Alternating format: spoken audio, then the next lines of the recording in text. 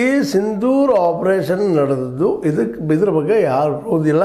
ಆದರೆ ನಂತರದಲ್ಲೇ ಅದನ್ನು ನಿಲ್ಲಿಸದೆ ಮುಂದುವರಿಸಿ ಇಡೀ ಪಾಕಿಸ್ತಾನದ ಮೂಲ ಏನೇನು ಸ್ಥಾನಗಳದ ಭಯೋತ್ಪಾದನೆ ಎಲ್ಲ ಸ್ಥಾನಗಳು ಯಾಕೆ ನೀವು ನಾಶ ಮಾಡಲಿಲ್ಲ ಅನ್ನೋದು ಒಂದು ಪ್ರಶ್ನೆ.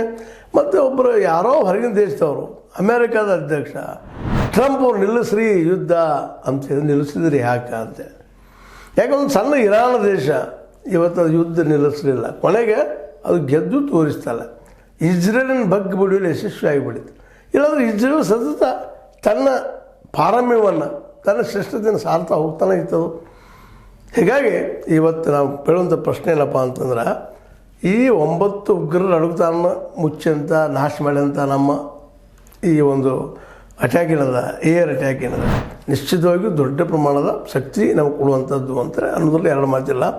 ಆದರೆ ಈ ಅಡಗುತಾನಗಳ ನಂತರ ಅದರಲ್ಲಿ ಏನು ಡೆವಲಪ್ಮೆಂಟ್ ಆಯಿತು, ನಾಶ ಆದ ನಂತರ ಏನು ಡೆವಲಪ್ಮೆಂಟ್ ಆಯಿತು, ಇದನ್ನು ಯಾಕೆ ನಿಲ್ಲಿಸಿದ್ರಿ, ಇನ್ನೊಂದು ಸ್ವಲ್ಪ ಯಾಕೆ ಮುಂದುವರೆಸಲಿಲ್ಲ?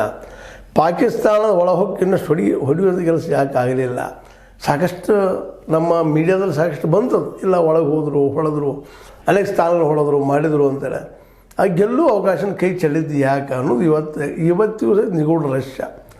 ಇವತ್ತೇನೋ ಇತ್ತೀಚೆಗೆ ಒಂದು ಸ್ವಲ್ಪ ನಮ್ಮ ಟ್ರಂಪ್ ಅವರು ಮರ್ತಿದ್ದಾರೋ ಏನೋ ಸ್ವಲ್ಪ ಕಡಿಮೆ ಮಾಡಿದ್ದಾರೆ, ಇಲ್ಲ ಶುರು ಆಗ್ತಿತ್ತು.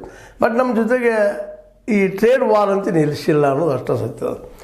ಒಟ್ಟಾರೆಯಾಗಿ ಈ ಎಲ್ಲದಕ್ಕೂ ಉತ್ತರ ಕೊಡುವಂಥ ನಮ್ಮ ದೋಭಾಲ್ ಅವರು, ಅಜಿತ್ ದೋಭಾಲ್ ಅವರು, ರಾಷ್ಟ್ರೀಯ ಭದ್ರತಾ ಸಲಹೆಗಾರರು, ಇವರ ನಂತರ ಡೆವಲಪ್ಮೆಂಟ್ ಭಾರತದ ಅಲೋನ್ಲೆಸ್ ಇಡೀ ಏಷ್ಯಾ ಖಂಡದಲ್ಲೇ ಯಾಕೆ ದೂರ ಆಯಿತು ಅನ್ನೋದಕ್ಕೆ ಇವತ್ತು ಅವರು ಉತ್ತರ ಹೋಗಬೇಕಾಗಿದೆ.